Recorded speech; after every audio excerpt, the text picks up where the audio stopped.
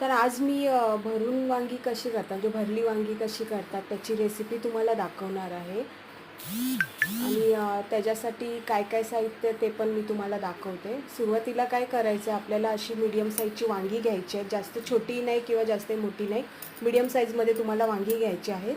त्याच्यानंतर साहित्य काय लागणार आहे ते आपल्याला 2 मीडियम साईजचे कांदे लागतील, लसूण, सुकं खोबरं आणि शेंगदाणे. आता सुरुवातीला काय करायचे, जे सुकं खोबरं आणि लसूण आहे ते तुम्हाला मिक्सरमध्ये चांगलं वाटून घ्यायचं आहे. त्याच्यानंतर जे आपण शेंगदाणे आहेत ते भाजून चांगलं त्याचंही कूट करायचं आहे.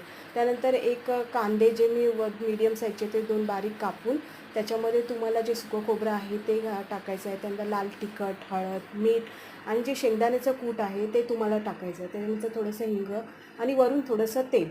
त्याच्यानंतर आपल्याला हे सर्व मिश्रण एकजीव व्यवस्थित करायचं आहे.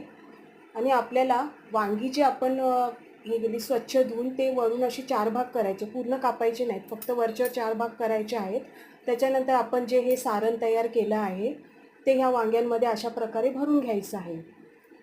हे झाल्यानंतर तुम्हाला गॅसवर कढई ठेवायची आहे. त्याच्यानंतर त्याच्यामध्ये तुमच्या सोयीनुसार तेल टाकायचं आहे. तेल तुमच्या हिशोबाने टाका. त्यानंतर ही जी वांगी आहे जी भरून आपण ठेवली होती ती एक एक तेलामध्ये सोडायची आहेत. फक्त तेलामध्ये सोडायची आहेत, त्यात पाणी वगैरे लगेच घालायचं नाही आहे.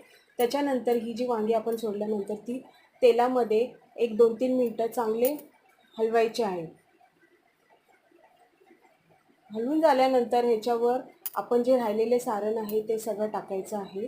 त्याच्यानंतर ते पण थोडं 5-10 मिनटं हलवायचं. त्याच्यानंतर पाणी टाकून आपल्याला ह्याच्यावर झाकण ठेवायचे. तर तुम्ही बघू शकता ही भाजी आपली तयार झाली आहे.